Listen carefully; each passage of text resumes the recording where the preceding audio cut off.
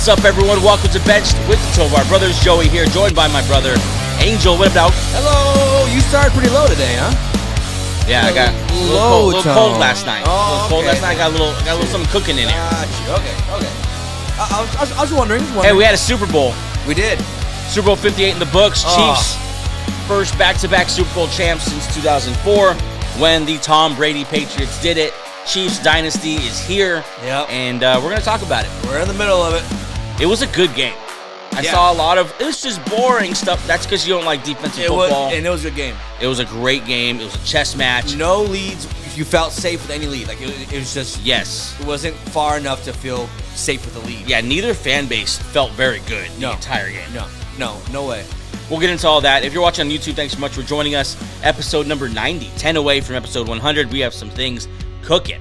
A lot of things. Cooking for that. We're going to announce it. We're going to get through this Super Bowl, kind of tie a nice bow on this season, and then go full off season on Wednesday and announce a lot of this stuff on Wednesday. But thanks so much for joining us on YouTube. We appreciate you guys hanging with us all year long for this first season.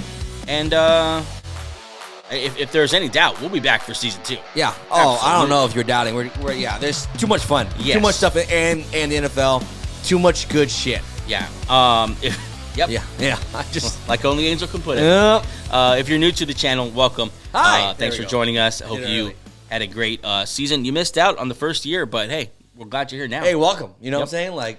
Like the video, follow the channel to keep up with us. We release shows 3 times a week, no matter what. Apple, Spotify, iHeartRadio, Amazon Music. We're on all those platforms. If you prefer the audio version of Bench with the Tovar Brothers, go ahead and follow us there. Leave a review. Yeah. That'd be nice. Quick 5-star. Be a nice thing to do. Or, whatever you want, but we'd encourage you 5-star. I think 5-star. Yeah. Feels like a 5-star.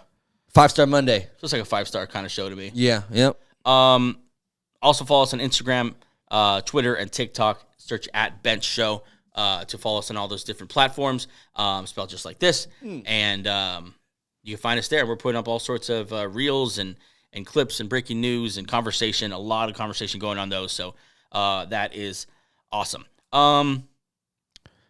Super Bowl. Yeah. Before I get into that, as a reminder that the NFL just does not stop. It owns us. It owns our hearts. It owns our minds. It owns our wallets. It owns our TVs. It owns our marriages. It owns our children.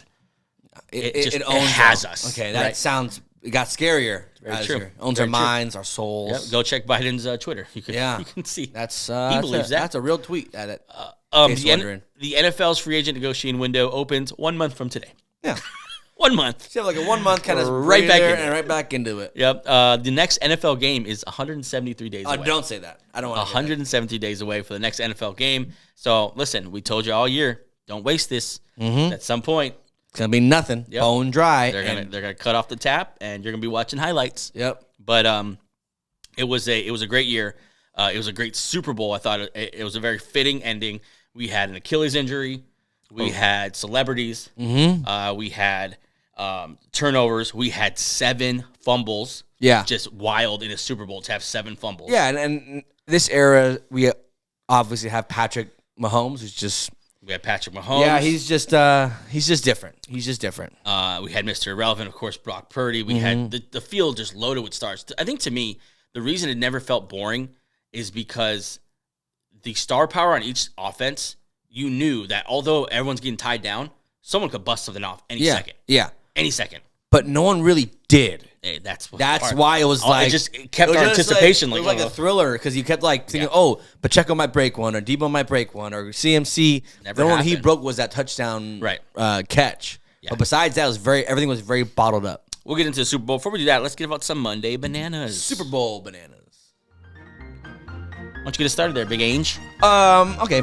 99 bananas to JJ Watt for absolutely fucking up his hair for the Super Bowl preview show. What the hell are you thinking, JJ? That's a terrible look. Please put the picture right here. Dang it, you took mine. I'm going to do mine anyway because I hate JJ Watt. Minus 99 bananas.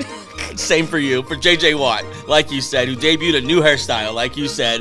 at the Super Bowl halftime show, and I literally, in all bold, looked like a complete idiot. Yeah. 3 bananas to head coach of the 49ers, Kyle Shanahan. 3 because that's the amount of Super Bowls he's lost with a 10-point lead. Oh. That's a real fact. Don't get mad at me. I'm just stating the facts. Yeah, listen, we talked about how this is huge for his reputation because now he's that guy. Yeah, he's that guy. 55 bananas to 49ers kicker Jake Moody, who broke a 30-year Super Bowl record for the longest field goal ever in the Super Bowl at 55 yards. And then 57 bananas to Harrison Butker, who broke it 1 quarter later. These boys were kicking last night. 2 million bananas to Usher for a banger of a halftime show, and a bonus million bananas for bringing out Alicia Keys and singing My Boo. By the way, Alicia still got it. She still looks good and sounds fantastic. A cluster of bananas and a double cheeseburger with grilled onions to Andy Reid, who got blindsided by Travis Kelce. Not only did he keep his feet, he kept his cool. Yeah. And went ahead and won himself another Super Bowl. Yeah. It's like, calm down, Taylor's boyfriend. Yeah, calm down here, Mr. Swift. Yeah. We're going to win a Super Bowl, if you don't mind. 100 bananas to the Super Bowl commercials. Solid. Not great, but... Good, not great. Yeah, solid. Good, not great. Yeah. I mean, so that halftime show, that's a rave review from you. Yeah, I loved it. Yeah? Everything about it? A couple more bananas. One more banana. Oh, go ahead. One more Sorry. thing of bananas. Sorry, lowering the music on you. 12 bananas to wide receiver Mecole Hardman for not knowing the new overtime rules, because none of us did. No one did. The players didn't.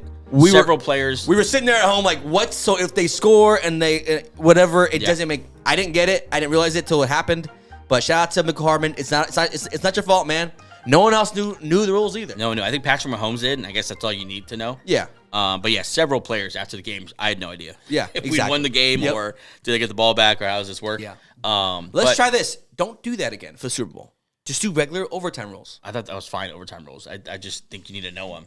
But I thought it was fine because every team gets the ball, because everyone complained last time because the Josh Allen thing where Josh Allen get the ball. Like, I think the rules are fine. Just don't change it anymore. Yeah. Number one, like, stop changing it and just, and explain it. But I don't know, whatever. I want to talk about the halftime show. I'm not going to say good, not great, because it was.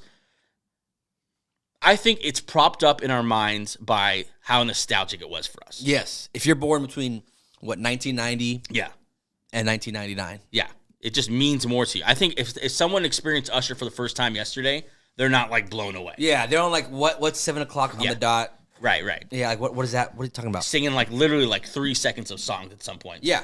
And honestly, for the second half there, when he was just gassed, dripping with sweat, he just wasn't singing. Yeah. Like he was just dancing to his own soundtrack. Yeah. So, I mean, it's Usher. So it was a cool show, but let's just understand it's not one of the great performances of our lifetime. It was just propped up by the fact that we grew up with this guy.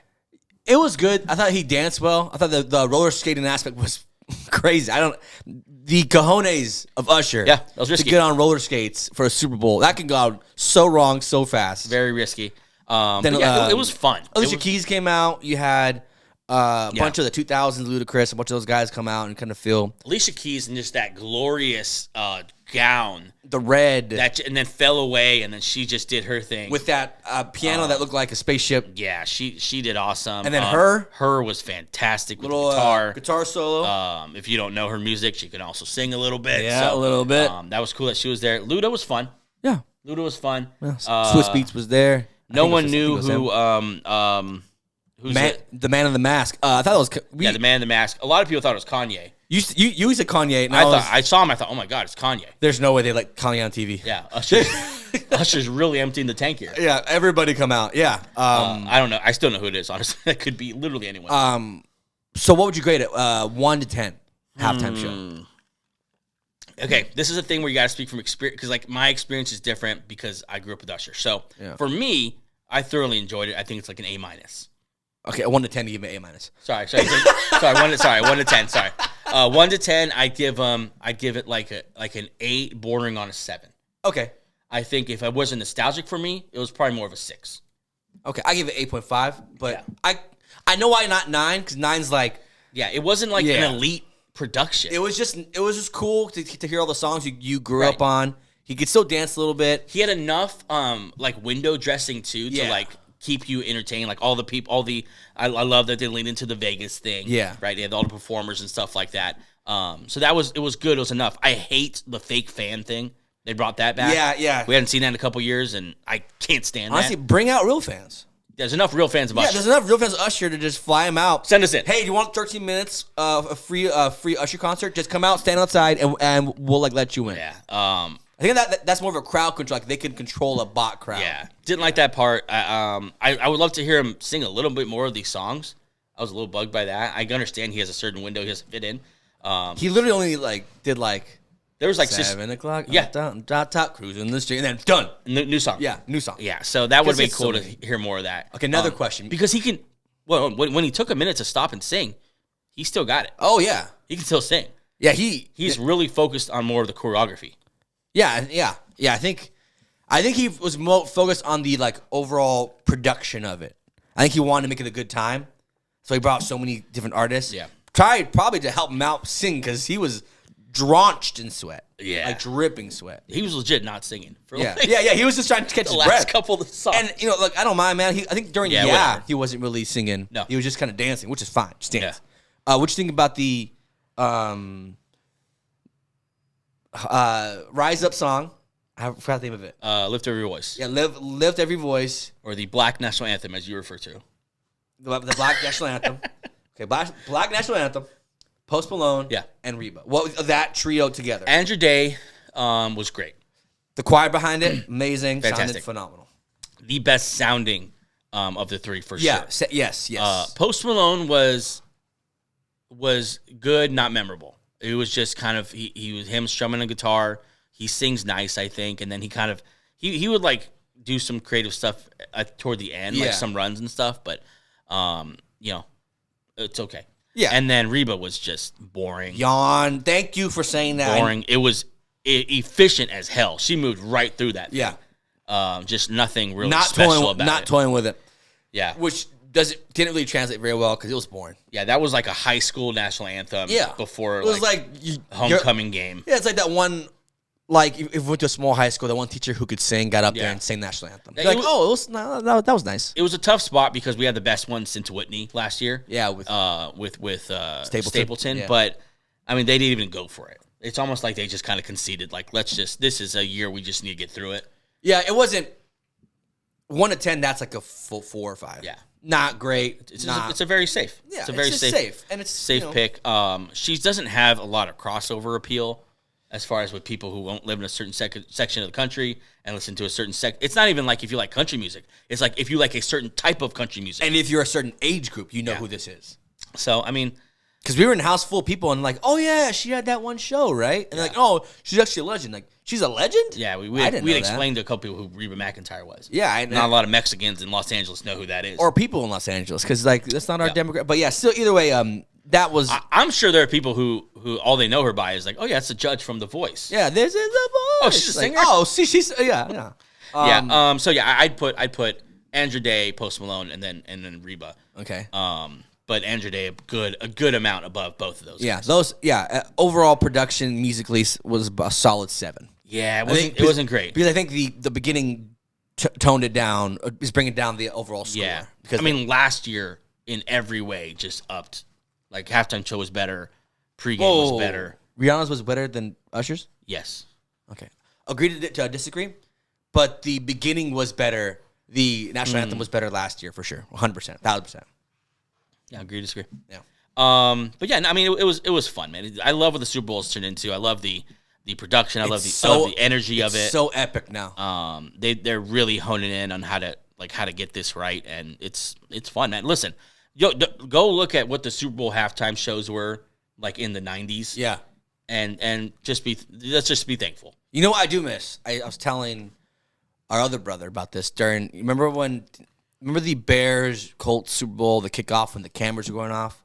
Yeah. But now because of this, we don't need to do that anymore. You don't have that. I missed that. I missed the kickoff where it's all flashing and that was cool. That was it finally kicked off the big day, but that was a moment. We may not have that moment anyway anymore because it looks like kickoff might just be done with. Please don't the next couple seasons. Yeah. But we'll see. What was the other thing I want to say? Oh yeah, next year. Okay. Super Bowl's in New Orleans. New Orleans. So the person who thinks he's going to get it, I've literally heard him say this. He's asking about it. He's put himself out there. He wants it. It's home city. Weezy F, baby. Lil Wayne. No. How do you feel about Lil Wayne in a halftime show? Listen, rap is tough. Rap is tough. It might. I mean, he has some bangers. He got some. Yeah. Starts off with like a million. Okay. And hits all that. Rap is tough, but we did just have a great Dr. Dre, Snoop Dogg, Yeah. Eminem show. So maybe there's a way to do it. I think 10 straight songs of Lil Wayne is not the way to do it if he is the guy. He is featured a lot, so maybe he'll just do what Usher did, just bring out a bunch of features. A bunch of singers with him. Yeah. I mean, he does have some hits that would kind of take us back the way that Usher did. But anyway, the production of it was good. Let's talk about the game of it. Yeah. The news today is that there's a Super Bowl yesterday, and we're going to talk about it. The Chiefs, of course, come out victorious, 25-22. More points than I thought they would score. Yeah. The over-under was 51, right? So they didn't quite cover, but still, a lot more points than I thought. First half, much more of a defensive struggle than the second half. Second half, they got a little more comfortable, made some adjustments, and put up some more points. But first half, it was 10-3 at halftime. It was a defensive game. Yeah. The Chiefs almost got shut out in the first half. Yeah. They put that 3 up in the last minute of the game, but didn't lose the game in the first half. Yeah. Kind of kept it close enough. Of course, Patrick Mahomes down 10 last year, down 10 the Super Bowl before that, no problem coming back. I think they gave a stat like the games that he was down 7 or more, he's 8-2. Yeah, he's perfectly fine. He's kind of like that Steph Curry effect with the Warriors in their prime. Like, oh, don't worry about if they're down by 10. Yeah. They're gonna come back. And that's a good analogy too, because just like Steph, like, okay, we got a 15-point lead. Well, it's not very safe because they can put 15 points. Yeah, it's kind of the same with the Chiefs. Like they can put it up in a hurry if they want to. Yeah. Okay, let's move right through the game, and then we'll make some like observations that we saw from it. Okay. Right. To start with, the Chiefs received the ball, the Niners deferred. Okay. And then the Chiefs right away turned it over. Yeah. I thought that was a big deal because I think for them to come out and put points on the board would have been so. And that offense was moving. The first couple drives, the Chiefs were not slowing down the Niners. Yeah. Why? Because they're giving the ball to Christian McCaffrey. We'll get into that in a second. Yeah. Christian McCaffrey looked fantastic in the first half last night. Like I said earlier, there were 7 fumbles in this game, which, like I said earlier, is wild for a Super Bowl to have 7 fumbles. Yeah. Unfortunately for the Niners, it seemed like the fumbles were like more detrimental to their game plan and their progress. They lost both of the fumbles that they made, and like I said, that first one was on McCaffrey, and that just seemed like the first punch thrown. Yeah, it seemed like, okay, this team is talented, and obviously everyone knows that, but they are human. Yeah, like if CMC's fumbling the ball, like, hey, we could take this. Yeah. Like this is their best player. This is their best guy. Yep. He's made a huge mistake in the red zone, I think. Yeah, that's something that like probably gave him confidence. I know they didn't score off of that turnover, but still, it's like, we could just keep up with them. Just don't let them get a big lead because we can keep up with them. Yeah, they kind of a bunch of 3 and outs in that. No one scored in the first quarter. 0-0. Yeah. Kind of filling each other out. I think the odds for that was plus 250. So if you put some money on that, like $1 makes $250. So. I mean, 3 punts in the first quarter. Yeah, so kind of fill it out. And listen, like we said, these are 2 elite defenses. Yeah, these defenses showed out in the beginning. The Niners were dominating. Oh yeah, dominating. Just both sides of the ball. Fly into the ball. Fred Warner is just made a case like, hey, I'm better than Roquan. He might be. He was flying around. He's just such a cool athlete because the way he's built. He's almost built like you can be a safety probably. He's about 220 soaking wet, but like he flies around. He fills gaps well. He doesn't. I mean, obviously go on by him, but. Phenomenal game by him. Of course, the Chiefs had their own fumble in that first quarter, and they were moving the ball as well with Isaiah Pacheco. Yeah, which was like equally as like, whoa, like there's another punch. You know, yeah, like they had the deep shot to MVS, right? Yeah, and then the next play Pacheco fumbles. Just a killer. I mean, the later the game got, the bigger that seemed. Yeah. The scoring got going in the second half though. The Niners put up 10, and the Chiefs put up 3, and that's how we went into halftime. At halftime, kind of what was your feeling? My feeling was that this is honestly what I felt. The Niners should have had a bigger lead. Yes. Like, you should, when Patrick Mahomes isn't playing well, you need to capitalize as fast as you can. Because Mahomes did not play well the first half. No. Well, they didn't finish drives very well. Did he throw his pick in the first half? Yeah. It wasn't really a great first half. So when it was only 10-3, like, this should have been 17-3. So he threw his pick in the first half, and did the Niners do their trick play in the first half? I think they did. No, sorry. Yeah, they did. His pick was in the second half. It was? Okay. Yeah. But the Niners did run that trick play in the first half because that was the first touchdown. Yeah. And that, number one, that's Kyle Shanahan went back into the bank because they actually found out that Jawan Jennings, who was actually of all three of these quarterbacks, Purdy, Mahomes, and Jennings, he was the highest rated quarterback coming out of high school. Yeah. So he one-time quarterback, so he knew what he was doing there, and he actually ran that exact play at Tennessee. Yeah. Successfully as well. Yeah. And so Kyle Shanahan coaching at another level with that, bringing it back, and that this time let's run it to Christian McCaffrey. Yeah. And he scored the only explosive play really of the whole game, like the big touchdown kind of explosive play. That was a real momentum shift, I think, because people were having a hard time scoring here. But then going into halftime, I mean, I felt the same way. I felt like if you're the Chiefs, you're down 7, you're getting the ball back. Yeah. You're not really like, look, we played a pretty shitty first half, and we're only down 7. Yeah. And we had Patrick Mahomes. Yeah. The Niners did not.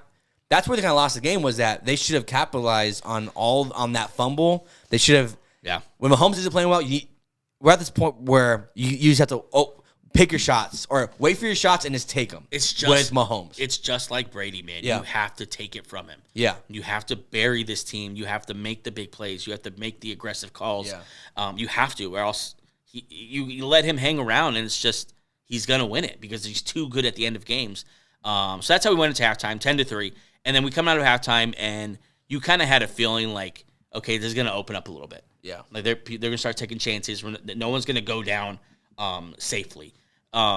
This is where I think the Niners got away from it. Yeah, it started off great because they had that pick. Yeah, but they punted 3 times in this quarter. The offense didn't get going at all. Then the Chiefs started waking up a little bit, and they stopped running the ball.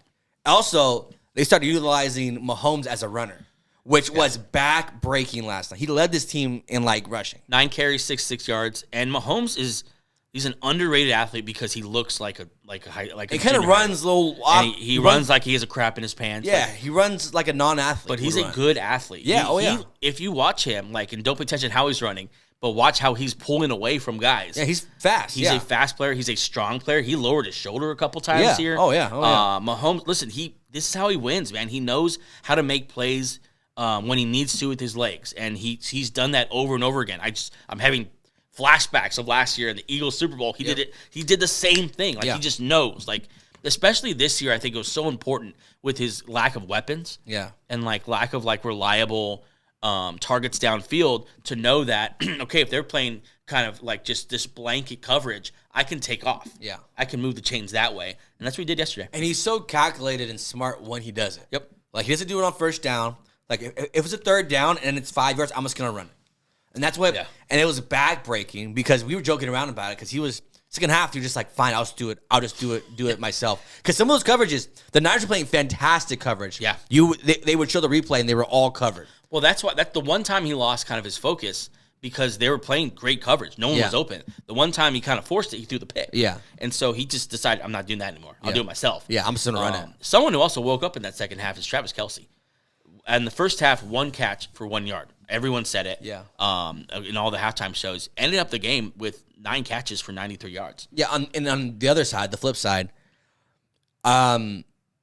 if you have spotted George Kittle in Las Vegas, let us know. He did not show up for the Super Bowl. Okay, I'm glad you brought this up because the Niners, they talk a lot. Yeah. Okay, I'm not hating on them, but they do. Yeah. If you're a Niners fan, you know that. Headlined by Deebo Samuel, who's very vocal about his team. There's a famous clip out there where George Kittle at the last Super Bowl. Chiefs. Yeah, against the Chiefs. Yeah. Oh, yeah, he's against the Chiefs, yeah. Yeah. He's mic'd up, and he says, I'm going to be here again. And when I do, I'm coming back with a vengeance. Homeboy finished with 2 catches for 4 yards. Justin Reed and these safeties, Mike Edwards, good. They just were we're not going to let Kittle be the yak guy. He is not going to be that guy for them. The only thing that was successful for them was Christian McCaffrey. No, Jawan Jennings. Jawan Jennings, yeah. Who was just kind of the chain mover. As far as like downfield, Yeah, I'm saying. yeah. In the passing game, it was Jawan Jennings, and it's pretty much because McDuffie and Snead weren't guarding him. Yeah. Because McDuffie and Snead were just on a next level yesterday. Yeah. Like their PFF numbers are probably through the roof. Yeah, I would take McDuffie over Debo just anyway, but they were testing McDuffie a lot with just Debo. Didn't work. And Debo's not that kind of wideout either. Nah. The jump ball guy, he's more of a playmaker than he is like a natural receiver. Yeah. And Brandon Ayuk disappointed the hell out of me. Yeah. 3 catches, 49 yards. I understand Snead is good. It will continue to be good. But Ayuk, we needed more. Because with Debo he was hurt with that hamstring and Kittle not playing well. Yeah. They just said, make Ayuk beat us. Yeah. And he kind of really didn't. Debo was hindered, although that's the fastest hamstring recovery I've ever seen in my life. Yeah, he must have. I don't know what they injected him with. They went into that blue tent and gave him something. They brought out the special bag or something. The extra long needle. Because he had burst and everything after. I was watching him like, okay, well, he's going to be hindered then. In the fourth quarter, though, he was out. He was out a lot. Probably cut up to him. Kittle also left with the shoulder thing. Yeah, and then came back. Yeah. He came back. But just not there. So they needed Ayuk to be someone who was going to beat really good coverage. Yeah. And so he's a free agent, right? No, no. He's not? They signed him like 2 years ago. Oh, okay. So the thing that's most puzzling to me as a 49, I'm not a Niner fan. As if I was a Niner fan, why would you pull away from Christian McCaffrey in the second half? Yeah. The best thing you had going for you all day was Christian McCaffrey. I don't care if you fumbled the ball twice in the first 2 drives. It doesn't, which he didn't. Feed Christian McCaffrey, please. I know on the box score 22 carries. He should have had 30. He should have broke the record for. I don't understand the 38 pass attempts for Brock Purdy. That baffles my mind. Yeah, they really started going to Brock Purdy there, and he wasn't completing enough passes. He wasn't throwing the errant throws. He missed 2 touchdowns. At least 2 down the field. Jennings, seam route, and Debo late. And a couple he just were like crossing routes or comeback routes that he's threw in the dirt. Yeah. And so he wasn't terribly efficient. And McCaffrey was working for them. Like he was working. It's funny to say that about someone who had 30 touches in the game because he was also the leading receiver. Yeah. But he needed more. He was there. He needed more work. With Kittle being shut out and Debo being hampered, you need to just all right. I think they should have played Elijah Moore more. Like if he needs a blow, okay, bring Elijah Mitchell. Yeah, bring Elijah Mitchell more. Give him a blow, but you need to lean on this running game. Yeah, he got to lead and stop running the ball. That's a Shanahan thing now because in the Falcons game, obviously, Same thing. And then in last Super Bowl, he stopped running the ball second half, and this is what happens. You need to control the clock with Patrick Mahomes, and he didn't, and this is what happens. It just baffles my mind that you could have a superstar like Christian McCaffrey. It kind of felt like the Russell Wilson, Marshawn Lynch, where they're trying to okay, let's prove some people wrong today and make Brock Purdy kind of the hero. I'm not saying that's what their plan was, but it felt like it. Yeah. A little bit like, let's make Purdy this guy. Yeah. Let's let him throw 38 times and give Christian McCaffrey. I don't know. That made me mad because McCaffrey still isn't being appreciated by his own team. It just makes me mad. Just that. Quick note: Ayuk is not a free agent, but he's going into his contract year. He'll get paid. Now's the time for an extension. Yeah. The point I was going to make with that though is that if you want to get paid as the guy. Yeah, who's going to be that guy who, when they have 2 All-Pros on their team, and you're still making, I understand you're not going to go out for 150 yards in that game, but you're going to have 6 catches for 94 yards, something like that. Just 3 for 49. It's not enough. No, it's not enough.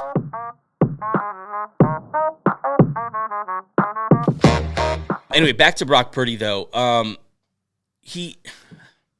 They just treated him like he's the guy who's going to carve up a defense. Yeah. And it wasn't fair to him because they haven't played like that all year. No, and that wasn't their. Yeah, exactly. That wasn't their. That wasn't what they leaned on the whole season. They didn't lean on Brock Purdy carrying them. They leaned on play action Purdy. Yeah, which means that heavy dose of Christian McCaffrey and bubble screens and play action. But they put a lot on this kid. Maybe one day he'll be that guy. But right now, year 2. Not that guy. Or now going into year 3. I think they're about 10 carries away from being Super Bowl champions. Yeah. Yep. If they were to give 10 more carries. 10 touches. And 10 throws away. Take 10 throws away from Purdy. Give 10 touches, to Christian McCaffrey. and I think you're Super Bowl champs. Yeah, I don't think it would have even gone to overtime. And then obviously we were praising Moody earlier. That missed kick cost them a Super Bowl because getting a field goal rather than getting a touchdown. Yeah. So let's talk about how this game ended. Yeah. Fourth quarter, it got really good. They traded leads a couple times. Yep. Mahomes was moving the ball. Kelsey, big plays from Kelsey. They got Rashee Rice going a little bit, and the Niners were moving the ball. Purdy had a pretty big drive. I think he threw a touchdown to Jennings that quarter. Was that quarter? No, that was in the. That was a quarter. That's when they missed the extra point. Yeah. So they just kind of went back and forth. But then when they scored their touchdown at the end of the game and left Mahomes with a little bit of time, we all knew it was about to happen. And then what needs to get talked about is the Ray McLeod fumbles, the one that cost him a touchdown. He fumbled it, red zone. Then he immediately Mahomes came back, touchdown. So to be fair, he didn't fumble it. It hit a player. That didn't get out of the way. Yeah. So I mean, I thought I was on him too because I thought, dude, how do you fumble a punt? But it hit a player who was blocking. And he fumbled one earlier, though. But what he messed up on that game is, he did. Yeah. Is that he didn't try to fall on it. He tried to scoop and score. Yeah. After like a muff punt, like, bro, just fall on it. Yeah. What are you doing? Like, yeah. And then immediately after, Andy Reid said, "No, go for a touchdown right now," and they did. Yeah. Right away to MVS, right? Yeah. Yeah. I mean, okay, so we go into overtime. I was pretty confident that the Chiefs are going to. You don't want to go to overtime with the Chiefs. No. And but the Niners were within a play. This is going to kill them. They were within a play, a 4th and 1 stop away from being champions. Yeah. And Mahomes gets it with it's an RPO. With an RPO. But he runs it. That has to kill you. Okay, you're talking about the conversion, not the touchdown. Right? Yes. Yeah. The one like midfield. Yeah, the 4th and 1 where if they needed to answer. And Yeah. if they didn't answer, the Niners would have won. Yeah. And they converted on a Mahomes keeper. Andy Reid just saying, I'm gonna put the game in the best player, and he just said, "Look, Mahomes, whatever you like, do it. If you want to run the ball, run it. If you want to pass it, because Kelsey was heading out in the flat, and he said, no, I'll take it myself," which is what he did all game long on these 4th and 3rd downs. Yeah, he was doing this thing where like if they're open, I'm just gonna run it. Any more big plays at the end of the game that you want to keep an eye out for? Or do you want to move on here to the different things that stood out to us? No, it's just and then obviously they went down and then they scored the touchdown to McHardman on the same type of play, on the same kind of RPO. So that play beat the Eagles twice last year in the Super Bowl. Yeah. And Andy Reid, like a freaking savant that he is, saved it. Yep. For that specific moment. Yeah. And it's almost like as soon as they ran it, like everyone was confident. Travis Kelsey threw up his arms, like, yep, this is gonna work. Like, they just knew, like, okay, we've been saving this. They have no idea what's coming. Yeah. Same with the RPO, by the way. Yeah. We didn't mention, they hadn't run that all year. Yeah, they hadn't used Mahomes as a read option guy. Yeah, and they used it twice yesterday. And they did huge moments. They did straight read options. There was 2 plays, they were just read options where just Mahomes, just if you want it, take it. In huge moments. And that's just when we talk about the greatest coach of all time and Andy Reid, that's just him saying, I got here a certain way. Yeah. But my player is good enough, and I've coached these guys well enough to like, hey, let's switch it up a little, not the whole game plan. Yeah, just a wrinkle in the game plan where we've never done this before all season. And what's funny too is that the person that play is going at is Nick Bosa. Yeah, and Nick Bosa both time in Nick Bosa fashion is crashing, just collapse. Yep. Yeah, and they keyed in on that and thought we found a chink in the armor. Yeah. And unfortunately it's Nick Bosa. Yeah, it's Bosa. And his, like his motor, and they keyed on that twice and just a masterful Andy Reid job yesterday. Yeah. He's so much fun to watch. Like, let's get to the stuff that stood out. I'll start. What you got? The one you just said, Andy Reid. Yep. The fact that you had one of your best players yell at you kept you cool. The fact that you were down 10-3 halftime kept you cool. The fact that you went to overtime and you lost the coin toss, kept you cool. Yep. That's why they're in a dynasty. Yeah. It all falls on leadership. Andy Reid is one of the best leaders of men in the NFL, if not the best right now. Yeah, and he put to bed last night and this morning. He's coming back next year. He's not gone. No. I think he's the best coach ever. I'm not. Let's. That's a bigger conversation that we'll have in the coming weeks. But I think he's well on his way. It's just the coaching job that he did with such lack of talent. It was so apparent last night. This wideout core is the worst in football.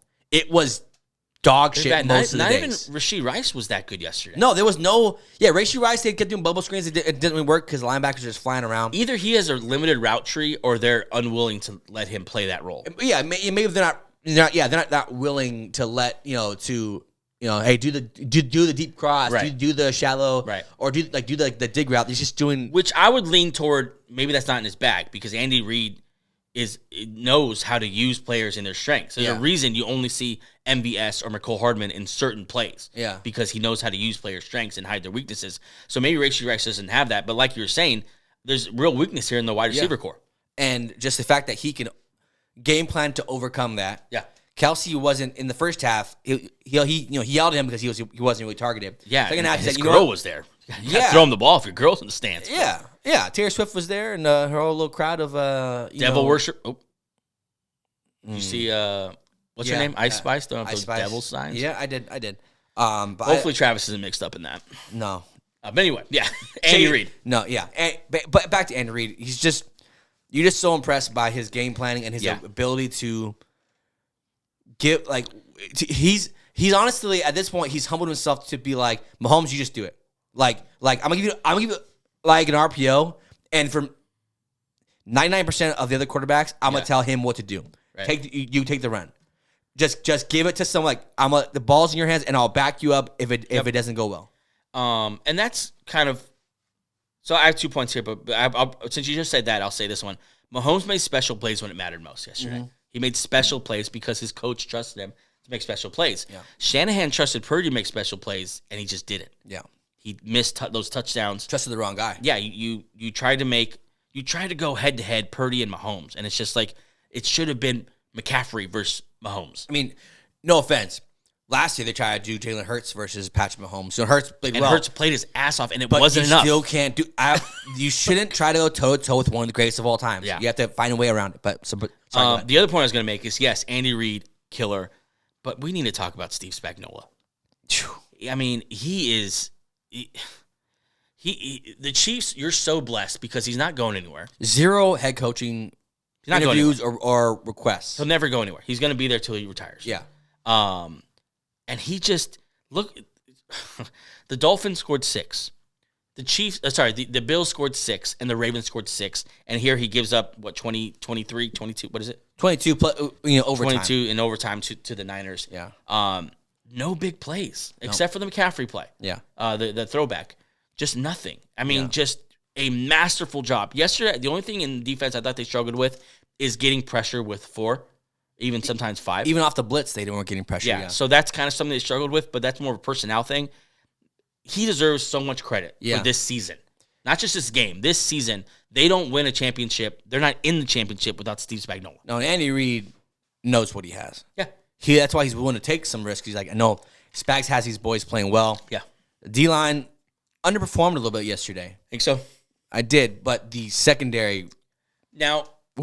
They had a game yesterday. I heard Dan Orlovsky today talking about how Chris Jones, though, affected the game more than we may have noticed. Like, he didn't have the sacks, but he was in the face a lot of times of Purdy, making him miss some of these throws and making him make some premature decisions. So Chris Jones put pressure, but you're right. Like, Karlaftis wasn't really there. Yeah. The rookie or the second-year guy taking over for Omalefu, or I forgot his name, but sure, I'll say yes. Yeah, not a lot of just organic pass rush there. But yeah, Steve Spagnuolo, I think deserves some credit. Brett Veach deserves some credit.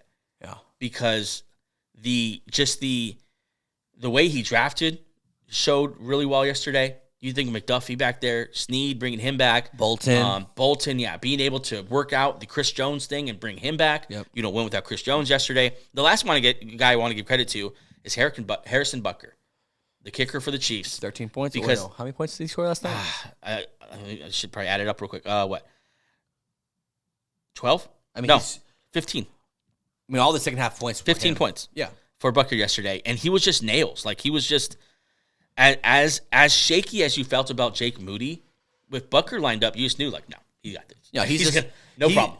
He's a pro and quickly becoming like, hey, just Tucker's pretty good. Yeah. But Butker's also pretty good too. Yeah, and so just top to bottom, how Brett Veach has built this roster, just from Butker to the young secondary talent to finding Pacheco, 7th finding round. Pacheco, who was a stud, piecing together this O-line just enough to where they could make it.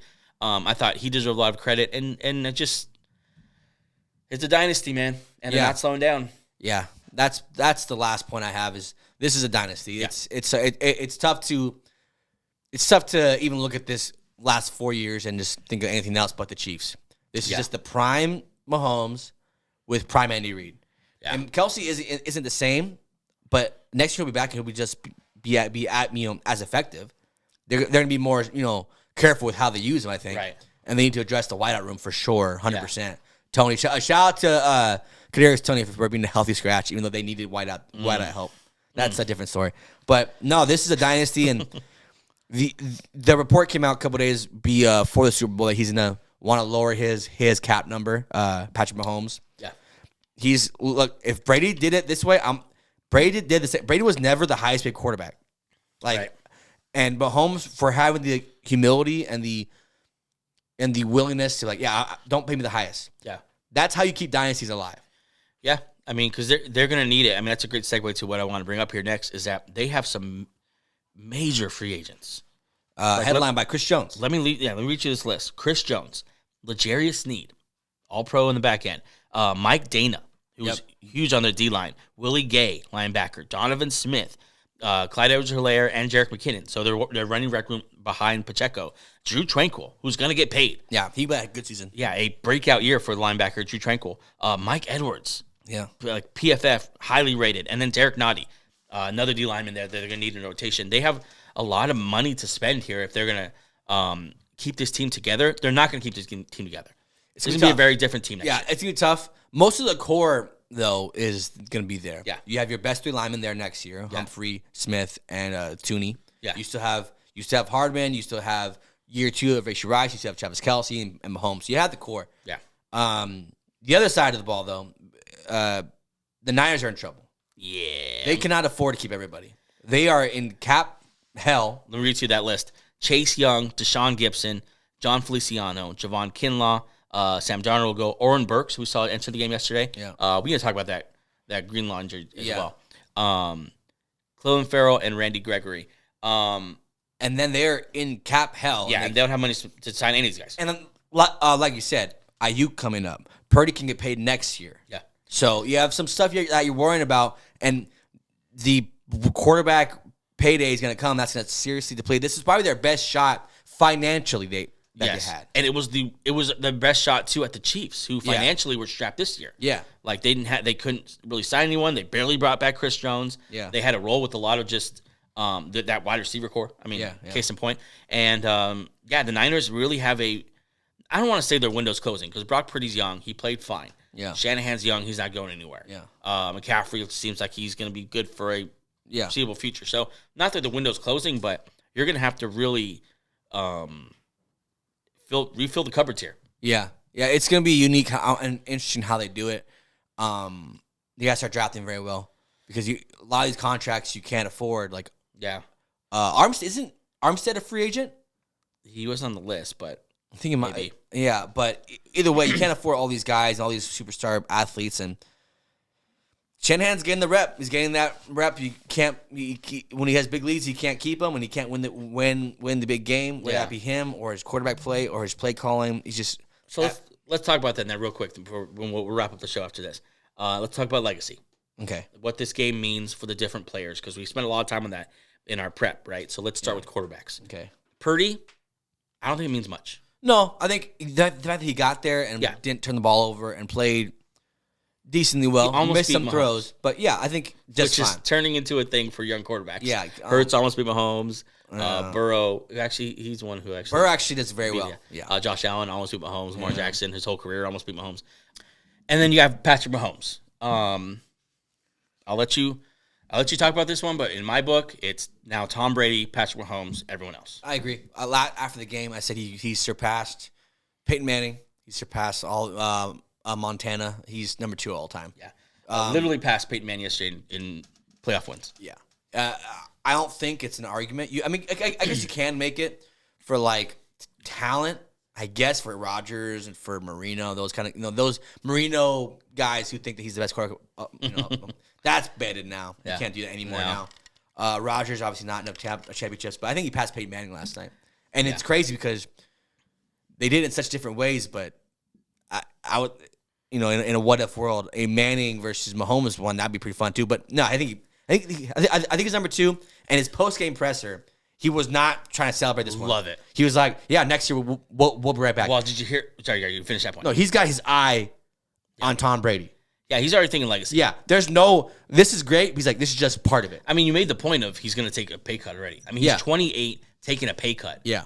For your mind to be there. Yeah. Like that's just you have your eye on NFL history.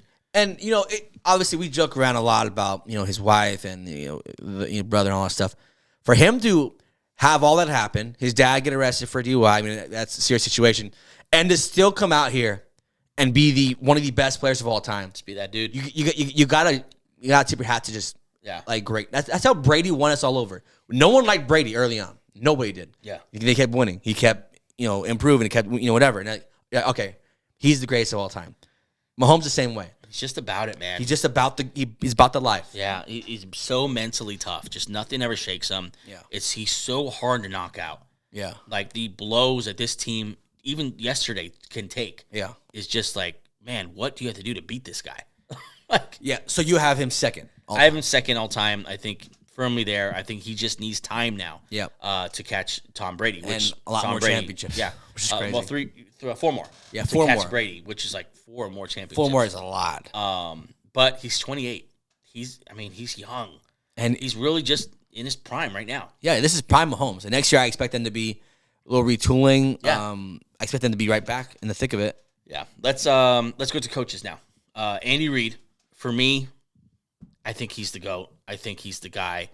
But a Bill Belichick truther, I wouldn't argue too much. I think he's 1A, 1B, however you want to put it. Yeah, I'll put him second. I'll put him. Yeah. I think if he wins another one, he'll be a 1B situation to Belichick's 1A. But yeah, I think he's on his way though. Like there's no stopping him, and I think he knows it too. That's why he's like, I'm not gonna leave when Mahomes is 28 and playing like this. And Yep. Yeah. Why would I leave? Good idea. Like why would I leave? Why would I not want to coach one of the best quarterbacks of all time? Yeah, he's second. But in my book, the other absolute legend yesterday that we talked about was Travis Kelce. What this means for him. Shanahan, real quick. Oh yeah, sorry, Shanahan. Yeah. Yeah, this was the most detrimental to Shanahan. Yeah, because you've mentioned it several times to show like he has a rep for choking in big games, in Super Bowls, for choking away Super Bowls. 10+ point leads. He just does not capitalize on them, and that's something that's unforgivable. The hard part too is you can trace this directly back to him. Yeah, the decision to stop giving the ball to Christian McCaffrey. Yeah, like that's all you. We can't blame anyone else. Yeah, that's you calling these plays, these 5-step dropbacks, these stuff where Purdy's sitting back there and trying to make something happen, which he did, and a pretty decent job at. Yeah, not his game. I mean, he had 38 attempts. I mean, you're going to do something good every now and then. Yeah, but and this was his last Super Bowl, his last with the Falcons and with the Chiefs. He has these leads and he stops running the ball. Yeah, unfortunate for him because he's a great young coach. Like there's some Twitter stuff today that just you're an idiot if you want to fire.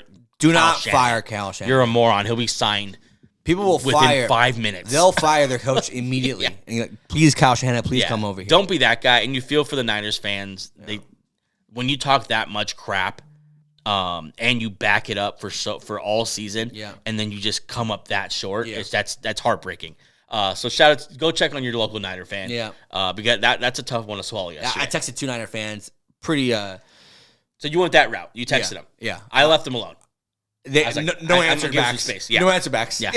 Yeah. I think space is probably the best thing there. But I mean, it was a great Super Bowl. I enjoyed it thoroughly. I thought it was dramatic. I thought there was enough offense. It wasn't like this offensive explosion, but it was 2 great defenses. And last legacy guy, Kelce, Travis Kelce, best tight end of all time. Yeah, I had him pretty much there before this game, but in this game, 9 for 93, huge plays at the end of the game. Yep. I wish he would have caught the game-winning touchdown. Yeah, that would have been actually, he's the best of all time. Yeah, he just is. Him and Gronk, we've been blessed this era of football. Had them play at the same time. Yeah, Gronk retired early, if you don't remember. He could have maybe competed with him for longer, but Right. Kelsey, the best of all time, best tight end of all time, and Yeah.